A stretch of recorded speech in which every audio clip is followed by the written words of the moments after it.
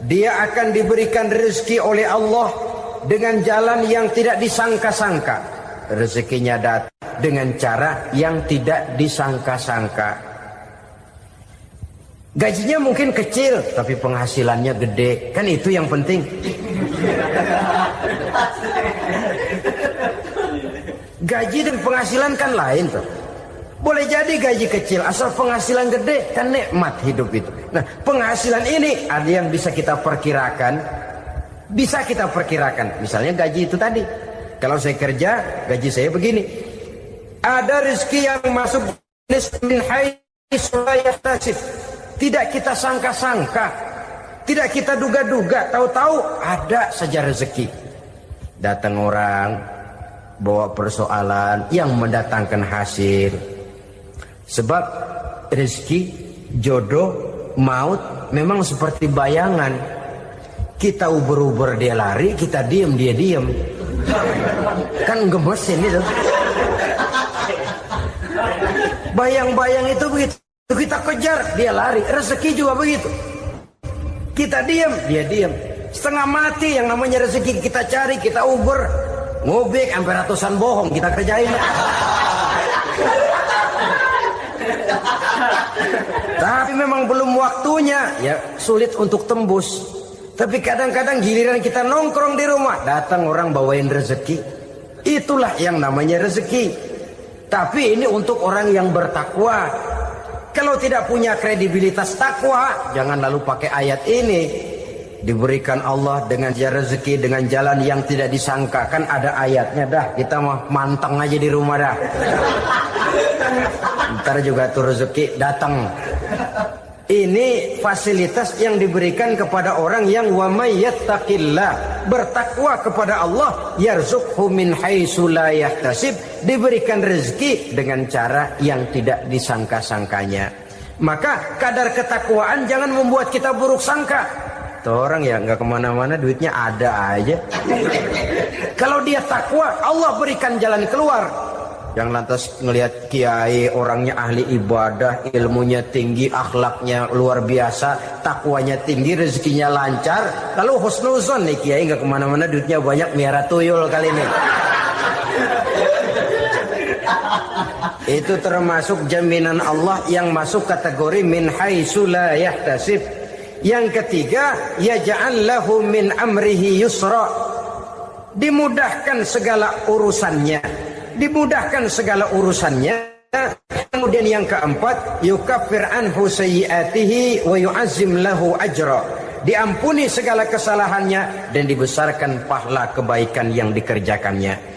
Al-Quranul Karim memberikan tuntunan dan ajaran kepada kita bahwa orang-orang yang memperoleh kemenangan itu tidak lain adalah orang-orang yang bertakwa. Hanyalah mereka yang bertakwa kepada Allah Subhanahu wa ta'ala pada akhirnya akan tampil sebagai pemenang. Lalu siapa orang yang bertakwa itu? Dijelaskan dalam awal-awal Al-Baqarah. Orang yang bertakwa yang akan meraih kemenangan, pertama, allazina yu'minuna bil ghaib, yaitu orang-orang yang beriman kepada yang gaib. Percaya bahwa ada alam yang gaib, alam yang abstrak, alam yang tidak bisa dijangkau oleh salah satu daripada panca indera kita. Mereka percaya dan beriman kepada adanya malaikat, beriman kepada adanya iblis dan jin, beriman kepada adanya alam kubur, beriman kepada adanya alam mahsyar, beriman kepada adanya alam akhirat, beriman kepada adanya sorga dan neraka. Beriman bukan cuma sekedar beriman dalam ucapan bibir saja, tetapi beriman yang nilai iman itu mampu mewarnai gerak dan gaya hidupnya. Iman yang meresap sampai ke tulang sumsum, kemudian memberikan dampak positif di dalam kehidupan manusia. Alam, kita tahu, adalah sesuatu yang selain Allah, dan Allah bukanlah alam. Apapun namanya selain daripada Allah, itu adalah alam. Alam pada hakikatnya terbagi menjadi dua. Ada alam syahadah, alam nyata, alam konkret, alam yang bisa dijangkau oleh salah satu indera kita. Kemudian ada alam ghaib, alam yang tidak bisa dijangkau oleh panca indera kita, alam metafisika, alam abstrak, alam yang wajib kita imani keberadaannya. Kita percaya bahwa malaikat itu ada. Kita percaya kepada jin, bahwa jin itu ada. Kita percaya kepada adanya iblis dan setan. Bukan percaya kepada iblis dan setannya, percaya bahwa iblis dan setan itu ada. Itu termasuk salah satu daripada sifat orang yang bertakwa kepada Allah. Saudara-saudara kaum muslimin rahimakumullah, kecenderungan pembangunan yang lebih bersifat materialistis biasanya menggeser aspek kehidupan rohani. Orang berpikir empiri, dan dalam pola pikir yang demikian maka alam gaib tidak lagi mendapat perhatian. Aspek kehidupan yang bersifat rohaniah malah mulai ditinggalkan. Akibatnya terjadilah kepincangan di dalam kehidupan kita. Pernah ada satu pengalaman pribadi dalam perjalanan kembali ke tanah air. Dalam pesawat di sebelah kanan saya duduklah seorang Jerman namanya Heiner Simonsen. Iseng saya ajak kenalan, saya ajak ngobrol, saya tanya dia. Saya bilang, Mas Heiner ini, kalau pesawat yang kita tumpangi ini jatuh ke bawah, kira-kira apa yang bakal terjadi, Mas? Dia bilang, kita semua akan mati. Begitu? Iya. Oke. Apa itu mati? Tanya saya. Dia bilang, untuk tahu apa itu mati, kita harus tahu lebih dahulu apa itu hidup. Saya pikir nih bule bisa ngomong juga. Baiklah kata saya. Apa hidup menurut Anda itu? Oh, hidup itu dia bilang, kalau seluruh anggota badan kita bekerja secara normal, paru-paru memompa darah secara normal, jantung berdetak secara normal, sel-sel tubuh bekerja secara fit, dan organisme tubuh hanya mau bekerja secara normal, dia bilang, kalau kita memberi makan yang cukup, menu yang teratur, dan gizi yang lengkap. Saya bilang, kesimpulannya apa, Ner? Dia jawab, hidup adalah dari tangan ke mulut. Life is from the hand to the mouth, kata dia. Hidup adalah dari tangan ke mulut. Jadi masalah hidup tidak lebih daripada masalah isi perut. Orang pergi pagi, pulang sore, peras keringat, banting tulang, perut yang dibelain. Saya bilang, you are wrong. Sampean salah, Ner. Kamu orang Islam bukan? Bukan. Pantas. Kenapa saya salah? Dia bilang. Ya jelas salah. Salahnya di mana? Kamu ini manusia. Kalau hidup cuma dari tangan ke mulut, saya bilang, kambing di kampung saya juga begitu pikirannya, Ner. Itu kambing di kampung saya, asal perutnya kenyang, sudah hidup dia. Perkara besok bagaimana, lusa prospeknya macam mana, bulan depan ada apa, kambing nggak pernah mikir. Di kampung saya kambing juga pikirannya begitu. Kamu Kristen ya? Tadinya. Loh kok tadinya, lalu apa sekarang kamu ini? Dia bilang, sekarang saya netral. Saya tidak beragama, tapi saya percaya kepada Tuhan sebagai pencipta alam. Saya ingat benar dia bilang, I haven't any religious, but I believe to God as the creator of the world.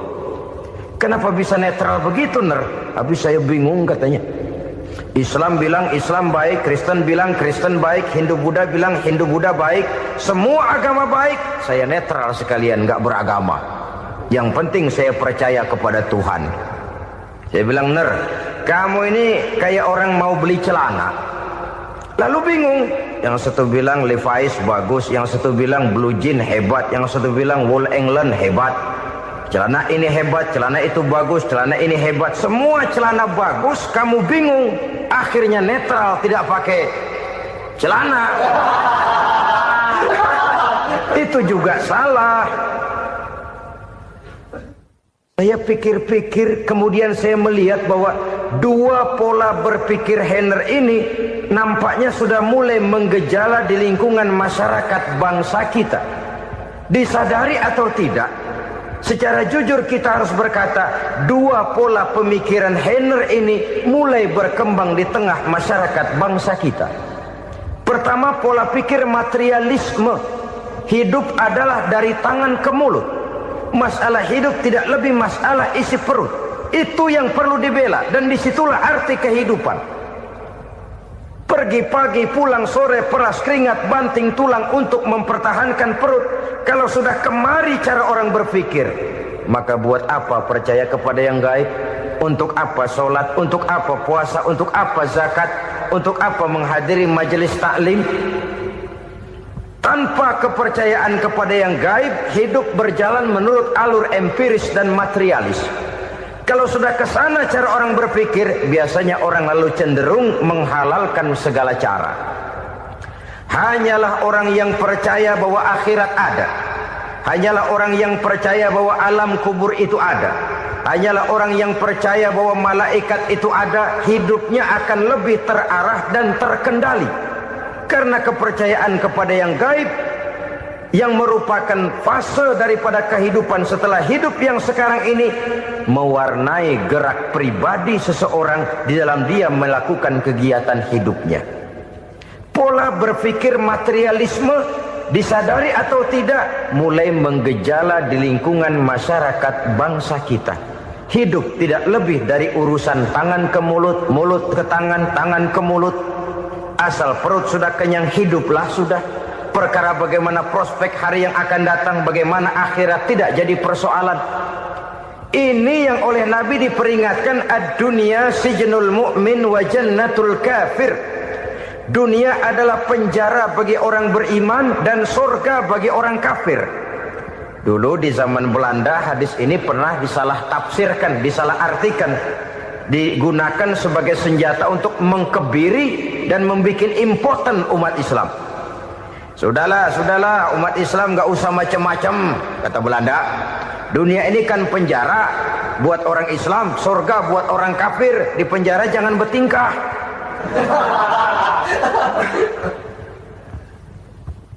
Pengertiannya tidak begitu.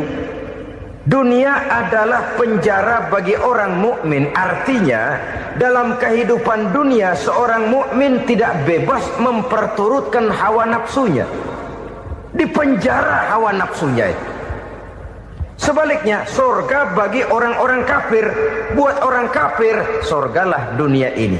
Mereka bebas memperturutkan hawa nafsunya. Dilarang tidak terlarang, dicegah pun tidak tercegah. Mereka hidup menurut alur bisikan nafsu mereka sendiri. Kemudian bila ajal datang, maut merenggut nyawa, selesailah surganya sampai di situ. Maka bagi orang-orang yang tidak percaya kepada adanya akhirat, kepada adanya alam gaib, surganya sebatas umurnya. Sekali lagi, surganya sebatas umurnya. Bila umur selesai, ajal pun datang merenggut nyawa, selesailah sudah surganya sampai di situ. Alangkah pendeknya perjalanan orang-orang yang tidak percaya kepada alam gaib ini. Bagi kita mukmin, jikalau kita mampu memenjarakan hawa nafsu, kita bisa bahagia di dunia ini. Dan Islam memang tidak menyuruh kita sengsara di dunia. Raih dunia, kejar dunia, gapai dunia sebagai alat untuk mencapai kebahagiaan di akhirat nanti. Hidup adalah satu perjalanan panjang yang terbentang sejak kita terlahir dari alam rahim sampai kepada alam akhirat nanti. Andai kata kita gagal meraih kebahagiaan di dunia, toh kita masih punya akhirat.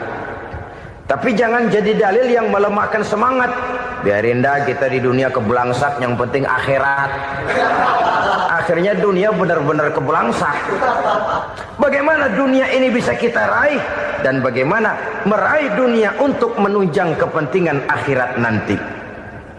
Yang kedua, dari pikiran Heiner yang saya lihat menggejala di lingkungan masyarakat bangsa kita, timbulnya manusia-manusia netral.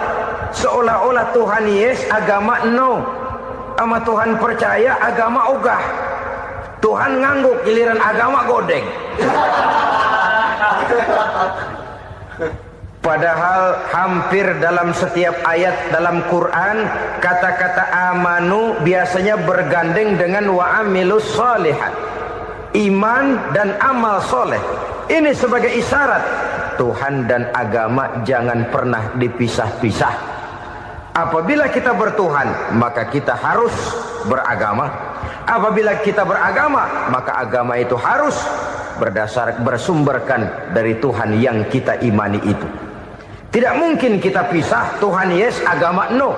Sama Tuhan percaya tapi agama bikin sendiri. Sembayangnya cukup bengong 2 jam madep ngulon.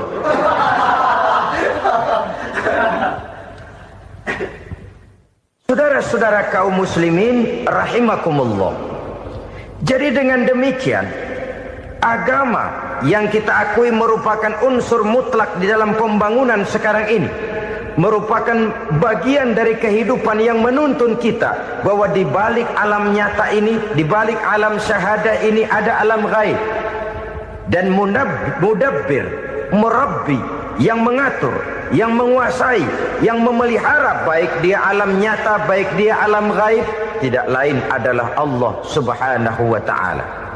Di sana ada satu super power, satu maha kekuatan yang kita perlu bersandar kepadanya. Sebagai makhluk nyata yang hidup di alam nyata, berbuatlah secara nyata sebagaimana harusnya kita berbuat. Karena Islam jelas bukan agamanya orang pemalas. Islam jelas bukan agamanya orang yang mengajarkan setelah selesai sholat boleh duduk, nggelenggem ayam-ayam, ndelohom, menghitung bintang di langit sambil menunggu keajaiban. Tidak. Islam adalah agama yang mengajarkan apabila sholat sudah selesai kamu kerjakan, bertebaranlah di permukaan bumi, cari karunia Tuhanmu. Jangan hidup berpangku tangan menunggu keajaiban. Karena hidup bukan undian. Jangan berharap untung besar tanpa mau peras keringat.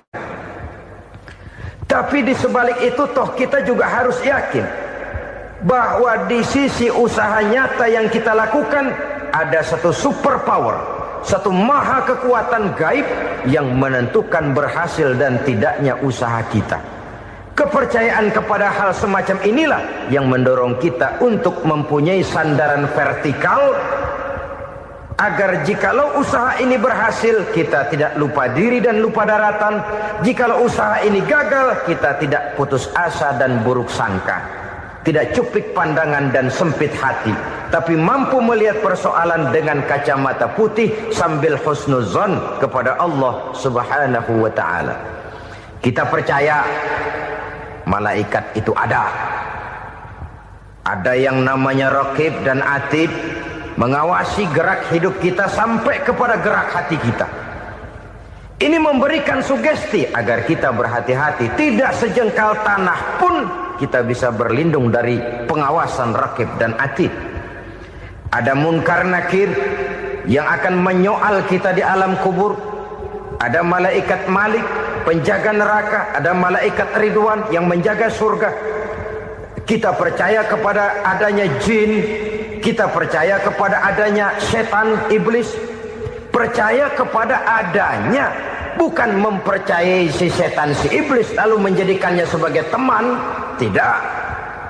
Percaya bahwa mereka itu ada dan merupakan makhluk Allah yang gaib, yang diciptakan Allah Azza wa Jalla.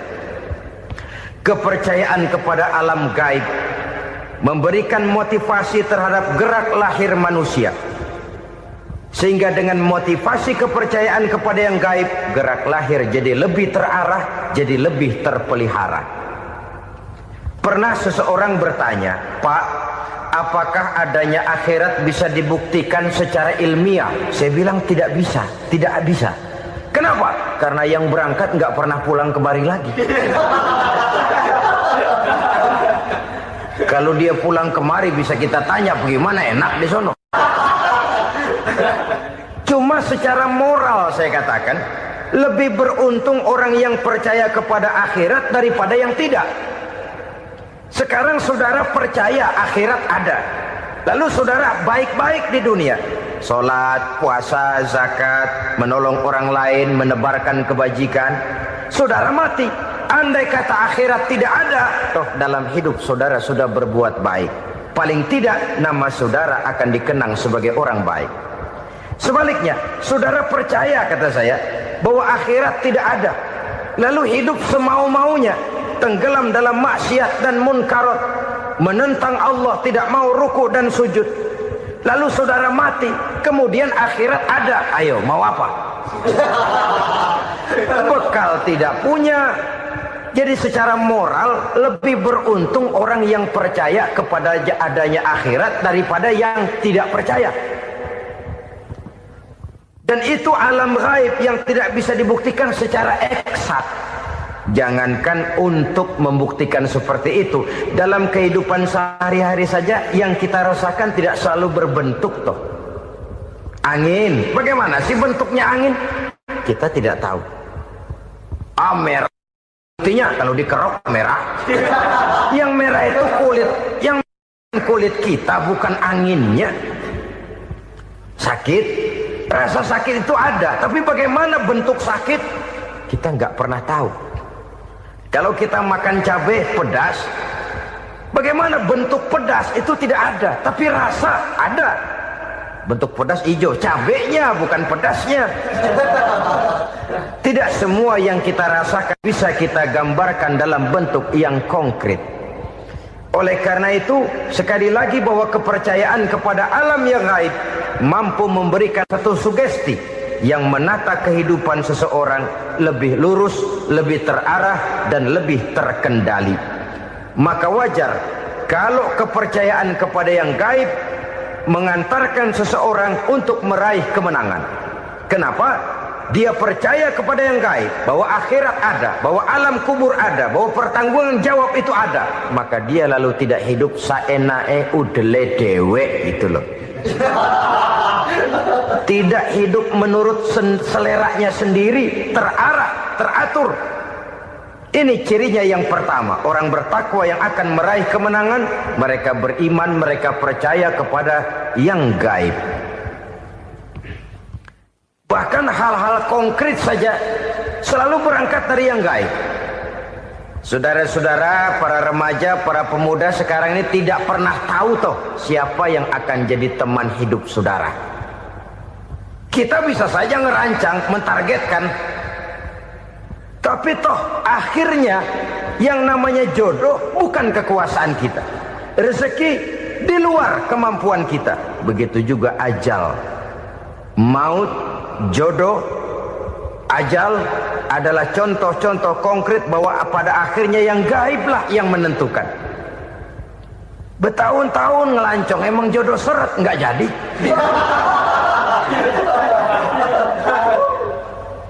Begitu kenal baru setengah malam nginep ditangkap hansip kan. Hal-hal semacam itu kadang-kadang kita berpikir suuzon, gilet, perempuannya cakep banget, lakinya rebek amat. Memang begitulah jodohnya. Memang begitulah jodohnya. Saudara hadirin ma'asyiral muslimin yang saya hormati, jadi hal-hal yang konkret saja kita yakini sepenuhnya ditentukan oleh satu superpower yang gaib itu tadi. Dari sanalah segala ketentuan itu berangkat dan kesanalah segalanya akan kembali. Maka kepercayaan kepada yang gaib meluruskan gerak hidup seseorang dan itu akan mengantarkan dia kepada meraih kemenangan. Satu. Yang kedua, wa yuqimuna shalah. Orang bertakwa yang akan meraih kemenangan itu adalah orang-orang yang mendirikan sholat. Kenapa sholat mengantarkan orang untuk meraih kemenangan? Yang jelas, inna sholata tanha anil fahsya'i wal munkar. Sholat mampu mencegah manusia dari perbuatan keji dan munkar.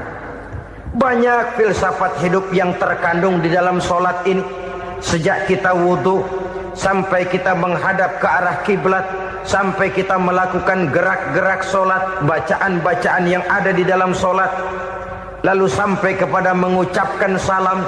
Banyak filsafat hidup yang terkandung di dalam solat.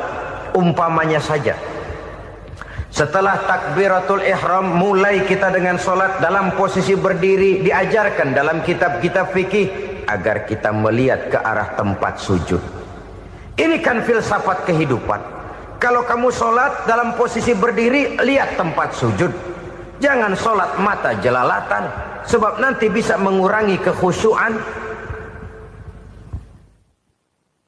Jadi wajar kalau ia dikatakan bahwa yang paling afdol adalah soft yang di depan. Kenapa? Secara harfiah pengertiannya akan lebih mengundang kekhusyuan. Kenapa? Kalau kita di soft paling depan, di masjid umpamanya paling banter kita lihat tembok. Tapi kalau kita soft di tengah atau di belakang, orang-orang di depan kita pun akan kelihatan. Yang bajunya loreng, yang bajunya genggang, yang bajunya macam-macam. Kita lihat, kadang-kadang kita pikirin, ada yang bajunya bolong. Kita sholat tapi dalam hati, nih orang bajunya robek, ya nggak tahu apa. Ada saja hal-hal yang mengusik kekhusyuan kita. Oleh sebab itu diajarkan dalam posisi berdiri, lihat, arahkan pandangan matamu kepada tempat sujud. Ini kan filsafat kehidupan. Maksudnya apa? Kalau lagi diri, lihat dong tempat sujud. Kalau udah di atas, ingat dong sama yang bawah.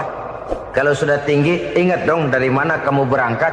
Kalau sudah berkuasa, bantu dong yang lemah. Kalau sudah kaya, santuni dong yang miskin. Kalau sudah alim, bimbing dong yang awam. Ini filsafat kehidupan. Dalam posisi berdiri, kau lihat tempat sujud. Ini akan melahirkan kepekaan sosial, di mana seseorang mau tahu kepada orang lainnya. Bagaimanapun kaya kita, tinggi pangkat dan jabatan kita, jikalau hidup hanya untuk kepentingan perut sendiri saja, rasanya belum membawa manfaat di dalam kehidupan kita. Tapi efek yang tertinggi sesungguhnya, solat mencegah manusia dari perbuatan keji dan munkar. Perbuatan keji dan munkar, walaupun kelihatannya mendatangkan uang, membawa keuntungan, tapi itu keuntungan semu, keuntungan sementara. Dengan menipu orang lain kita bisa dapat untung, tapi tidak membawa berkah. Dan itu adalah kerugian besar dalam kehidupan kita. Maka untuk meraih kemenangan, harus dimulai dengan membentuk kepribadian yang tegar, memiliki sandaran vertikal yang langsung kepada Allah Subhanahu wa ta'ala. Dan itu hanya bisa kita tempuh melalui jalur ibadah formal yang sudah ditentukan Allah, yakni solat yang 5 waktu. Untuk memperkuat itu, ada solat-solat sunnah, rawatib, nawafil, sebagai terminal-terminal kontrol cadangan untuk memelihara stabilitas temperatur batin di dalam kita berhubungan dengan zat yang maha gaib, yaitu Allah Subhanahu wa ta'ala. Orang sering bertanya, Pak, itu tetangga saya nggak sholat, duitnya nggak habis-habis, Pak. Nggak sholat tapi mobilnya tambah terus. Nggak sholat tapi usahanya makin maju. Tapi di sisi lain ada orang yang rajin sholat, rezekinya butak bener. Anaknya mana kurus, mana korengan. Saudara hadirin ma'asyiral muslimin rahimakumullah. Harus saya katakan bahwa solat memang bukan untuk cari duit. Solat adalah sandaran vertikal kita kepada Allah. Sedangkan soal rezeki itu berkaitan dengan sifat Allah Maha Pengasih dan Maha Penyayang. Allah Maha Pengasih, siapapun dikasih kalau mau usaha. Allah Maha Penyayang, tidak semua orang disayang oleh Allah Azza wa Jalla. Dan belum tentu banyak harta itu merupakan nikmat. Mungkin juga istidraj. Artinya istidraj itu dikasih tapi diambulin, kalau bahasa Betawinya itu. Dikasih tapi diambulin, itu bukan merupakan nikmat sesungguhnya, lebih merupakan azab dari Allah Subhanahu wa ta'ala.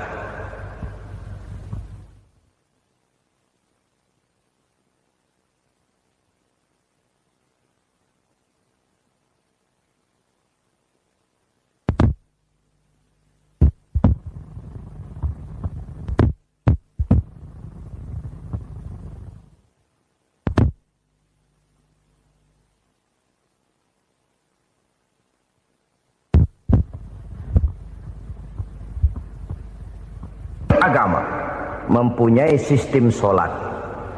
Dan kita umat Islam telah dituntun oleh Allah Subhanahu wa ta'ala yang wajibnya 5 kali dalam sehari semalam mendirikan sholat. Dan itu tentu berada dalam jangkauan kemampuan manusia. Pada awalnya barangkali kita memang merasa sholat itu satu kewajiban. Tapi semakin kita hayati makna, manfaat, dan filsafat yang terkandung di dalam ajaran sholat, semakin sampai kita kepada keyakinan bahwa sholat adalah keperluan kita. Sehingga pada waktu tertentu dinilai puncaknya, kita tidak lagi akan berkata, saya wajib sholat. Tapi kita akan berkata, saya perlu sholat. Kalau kita sudah merasakan itu adalah keperluan kita, nah di sanalah kita baru akan merasakan ruginya kalau hal itu tidak kita laksanakan. Sepanjang kita masih berkata, saya wajib sholat, kita akan lebih merasakan dia sebagai beban ketimbang sebagai keperluan. Yang jelas Allah tidak memerlukan ibadah yang kita laksanakan ini. Dengan kata lain, andai kata satu dunia penuh ini orang tidak ada yang sholat satu pun, Allah tidak akan turun dari jabatan Tuhan. Jangan lalu berpikir kalau kita ngambek se-RW kagak sembahyang Tuhan tekor kali ini ya. Tentu tidak. Itu perlunya kita, bukan perlunya Allah. Dan pada induknya kita akan berkata, saya perlu agama. Kalau secara induk kita sudah memerlukan agama, maka konsep-konsep yang ada di dalam ajaran agama itu pun adalah juga merupakan keperluan kita. Baik dia bernama sholat, baik dia bernama puasa, baik dia bernama zakat, baik dia bernama haji, seluruhnya adalah keperluan kita. Dan sesuatu yang kita perlukan apabila tidak kita laksanakan akan melahirkan kerugian di dalam kehidupan. Jangan heran kalau kita membaca riwayat perjalanan hidup para salafus soleh, orang-orang soleh. Ada yang tahajud sampai 100 rakaat, ada yang sholat malam kakinya sampai bengkak. Kita sekalinya bengkak biri-biri. Ada yang sholat membaca surah dalam Al-Quran sampai khotam Quran. Kok mau? Mereka sudah merasakan itu keperluan. Itu saja soalnya. Satu saat pun jikalau kita merasa bahwa itu keperluan saya, kita pun akan melaksanakan seperti itu. Keperluan saya dalam kehidupan. Inilah yang kedua. Yang ketiga, orang bertakwa yang akan meraih kemenangan itu, wa mimma razaqnahum yunfikun. Mereka membelanjakan sebagian daripada rezeki yang diberikan Allah kepada mereka. Mereka infakkan di jalan Allah. Ada satu dialog menarik. Satu hari seorang anak muda bertemu dengan seorang kakek-kakek yang sudah dikenalnya baik. Bertanyalah anak muda ini, "Kek, umur kakek berapa tahun?" 15 tahun, kata si kakek. Anak kakek berapa orang? 1. Harta kakek berapa banyak? 15 juta. Si anak muda ini bengong. Lalu protes, "Kok kakek bohongin saya?" "Kenapa?" "Saya tahu umur kakek 70 tahun. Kenapa ngaku 15? Saya tahu anak kakek 5. Kenapa bilang 1? Saya tahu kakek miliuner, miliaran uang kakek. Kenapa ngaku cuma 15 juta? Begini, kata si kakek tadi. Benar, umur saya 70 tahun. Tapi dari umur yang 70 tahun itu baru 15 tahun terakhir ini saya merasakan ibadah kepada Allah. Meninggalkan maksiat, jauh dari segala macam munkarat. Maka yang 15 tahun inilah yang benar-benar saya rasakan sebagai umur saya. Benar anak saya 5, tapi yang 4 susah diatur. Cuman 1 rasanya nih yang bakal jadi si buah hati belahan jantung pelanjut cerita penerus sejarah. Cuma 1 ini yang saya harapkan yang akan jadi anak soleh, yang akan membuat saya menerima pensiunan pahala. Kalau yang 4 apek dah, nggak ada harapan. Yang satu nyekek botol melulu. Oh begitu, iya. Lalu kenapa kakek bilang harta kakek cuma 15 juta padahal saya tahu kakek uangnya miliaran, depositonya banyak? Ya karena 15 juta itulah yang saya ingat yang pernah saya belanjakan di jalan Allah. Saya merasa itulah harta saya yang sebenarnya. Yang miliaran yang saya simpan di bank kelak kalau satu saat saya mati akan jadi rebutan di antara anak-anak saya. Iya kalau anak saya soleh kayak yang satu ini. Kalau yang 4 tadi udah tulen dia bakal berantem dah berebut tuh. Jadi 15 juta yang saya belanjakan di jalan Allah inilah yang saya merasakan benar-benar harta saya yang sesungguhnya.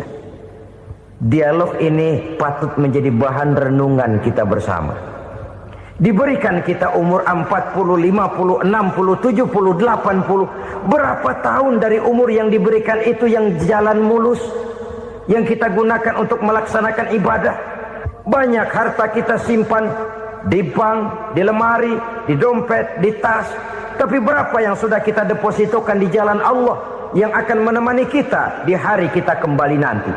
Maka orang bertakwa yang akan meraih kemenangan, wa mimma razaqnahum yunfikun, mereka membelanjakan sebagian dari rezeki yang diberikan Allah di jalan Allah subhanahu wa ta'ala. Ma'asyiral muslimin rahimakumullah, zahirnya memang kita memberikan kepada orang lain, tapi hakikatnya kita menyimpan untuk diri kita sendiri. Kita memberikan kepada yatim piatu 25.000. Zahirnya kita memberikan si yatim, hakikatnya kan kita cuma nyimpan. Saya berikan, titip kepadamu, ini untuk saya di akhirat. Kau boleh belikan baju, kau boleh belikan untukmu makan, kau boleh bayarkan sekolahmu. Ini untuk saya. Hakikatnya kita nyumbang masjid 1 juta, zahirnya kita berikan kepada panitia masjid, tapi hakikatnya kan cuma titip 1 juta ya untuk saya di alam kubur nanti. Silakan kau boleh belikan semen, ini uang, belikan besi, belikan pasir. Saya cuma sekedar titip untuk kepentingan saya. Hakikatnya kita cuma sekedar menitip. Sebagaimanapun pada hakikatnya, apapun yang kita miliki dalam kehidupan kan cuma sekedar hak guna pakai, bukan hak milik mutlak. Harta kita, rumah kita, kendaraan kita, kebun kita, pabrik kita, hak guna pakai saja. Hak milik mutlak cuma untuk Allah subhanahu wa ta'ala. Saudara-saudara kaum muslimin rahimakumullah, ini yang ketiga. Kemudian yang keempat, orang-orang bertakwa yang akan meraih kemenangan, allazina yu'minuna bima unzila ilaika, mereka yang beriman, mereka yang percaya kepada apa yang telah diturunkan kepadamu Muhammad, ay Al-Quran, yakni Al-Quranul Karim. Setelah percaya kepada yang gaib, mendirikan solat, kemudian menginfakkan sebagian dari rezeki yang diberikan Allah, mereka juga lalu percaya kepada yang diturunkan terhadap Nabi, yaitu tidak lain Al-Quranul Karim. Sekali lagi di sini, percaya bukan hanya sekedar percaya saja, tetapi percaya lalu menjadikan Al-Quran itu sebagai pedoman hidup. Sebab memang Al-Quran itu adalah GBHM, garis-garis besar haluan muslim.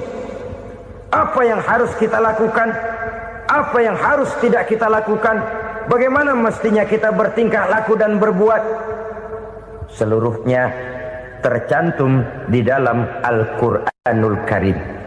Itu sebabnya ketika satu hari Aisyah ditanya bagaimana akhlak Rasul, beliau menjawab, kana Rasulullah sallallahu alaihi wasallam khuluquhul Quran. Akhlak daripada Rasulullah tidak lain adalah Al-Quran.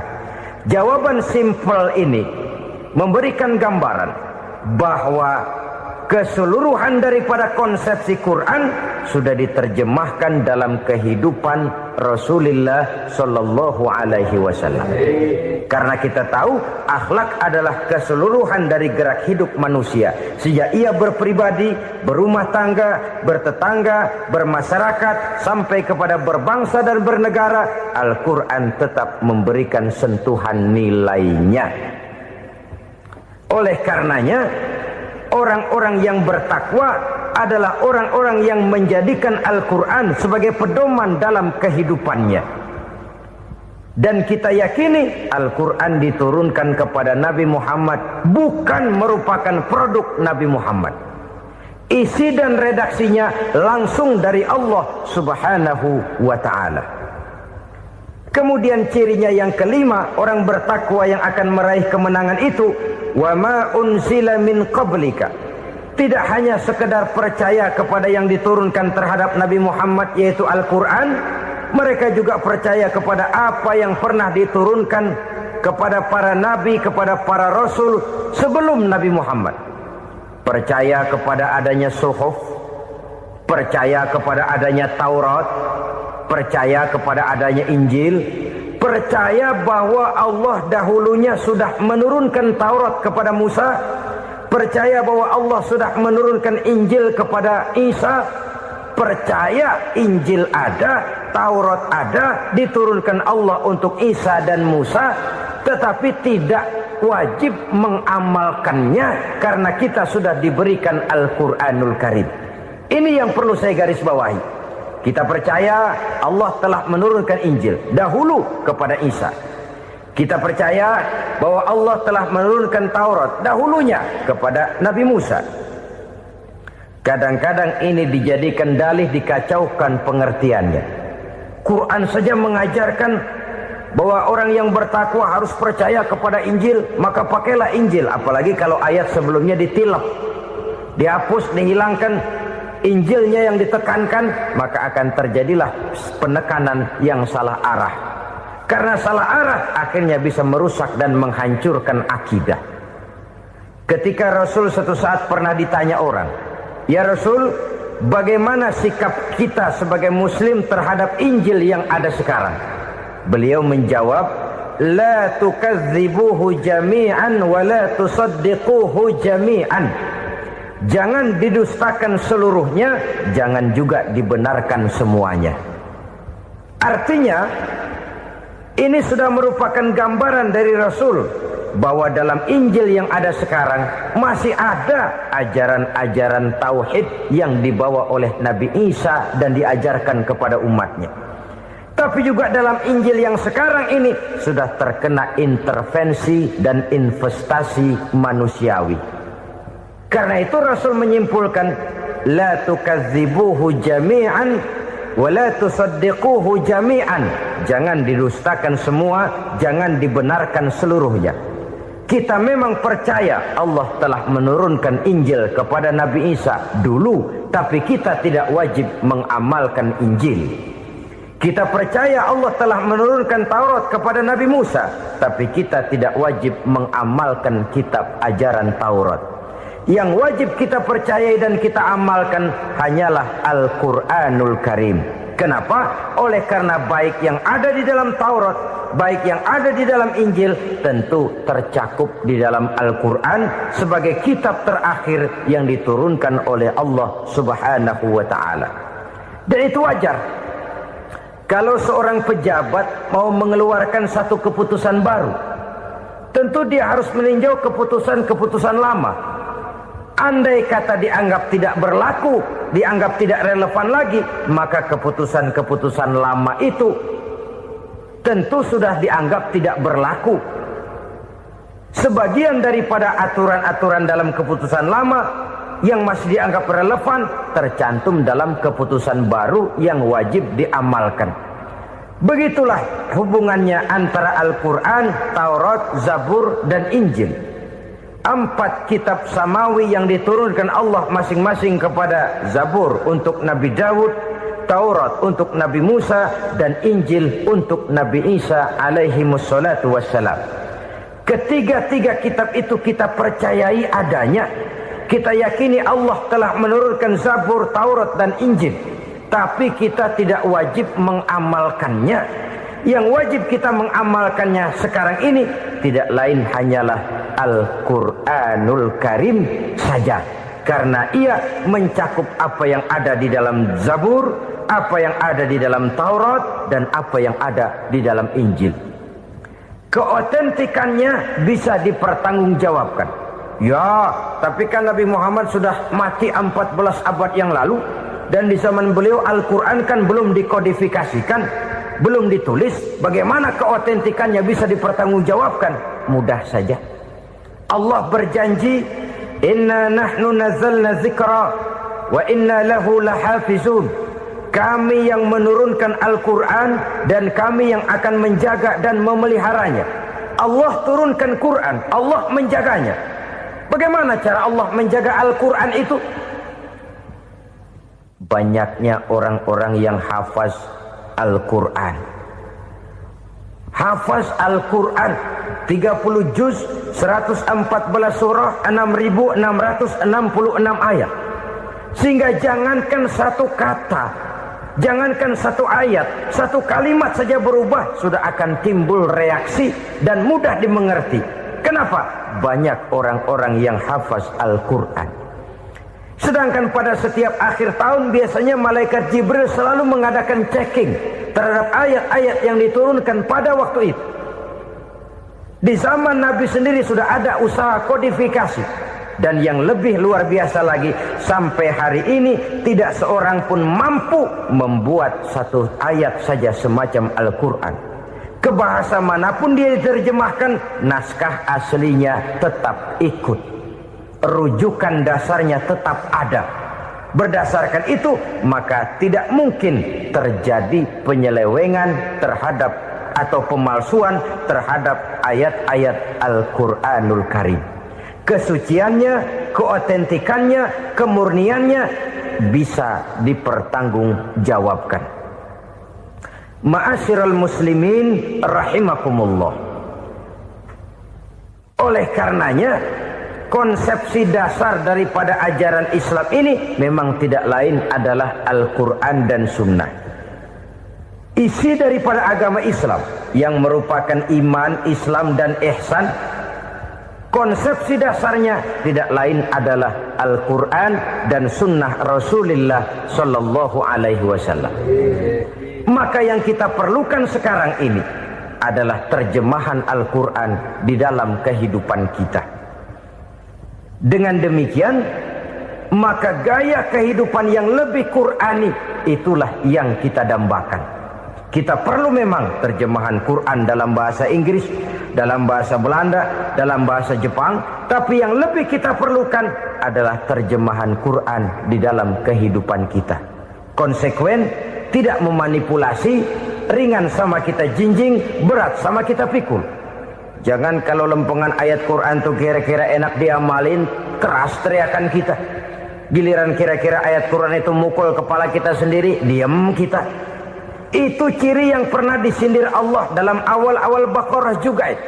Ciri beragamanya orang yang munafik. Kullama adha'a lahum masyawfi, kata Allah. Wa iza azlama alaihim qamu. Apabila terang mereka jalan, apabila gelap mereka berhenti. Artinya, kalau kira-kira di Islam nguntungin, rame-rame pada teriak Islam. Tapi ketika diminta untuk berjuang, ketika dituntut untuk berkorban, rame-rame mengundurkan diri. Nasib agama tidak ubahnya seperti daun pisang yang dikait orang di tepi jalan lantaran tak berpayung di ketika hari hujan. Manakala hujan usailah sudah, daun itu pun dicampakkan di tepi jalan, diinjak pula orang nan lalu. Artinya, orang menjadikan agama cuma sebagai lipstick, decoration only, tidak konsekuen. Hanya pada saat-saat kelihatannya Islam membawa keuntungan, rame-rame orang teriak-teriak tentang Islam. Tapi jikalau diminta berjuang, jikalau dituntut untuk berkorban, biasanya rame-rame juga mengundurkan diri. Jangan heran kalau mayoritas hitungan kita, tapi minoritas peranan kita. Kuantitas kita dalam jumlah, tapi dalam kualitas kita lebih sering jadi penonton daripada jadi pemain. Padahal itu sangat tidak boleh terjadi. Umat Islam di Indonesia harus bangkit. Umat Islam di Indonesia harus sadar akan keberadaannya. Tidak boleh hanya jadi penonton berpangku tangan. Karena memang agama kita juga mengajarkan untuk konsekuen di dalam menjabarkan ajaran-ajaran daripada agama kita. Kita sering jatuh menjadi umat yang lemah oleh karena kita ini tidak pandai menggalang kebersamaan yang diakibatkan tidak konsekuennya kita. Diistilahkan bahwa umat Islam di dalam menggalang kebersamaannya itu harus seperti orang main sepak bola. Saudara-saudara kan tahu orang main sepak bola itu.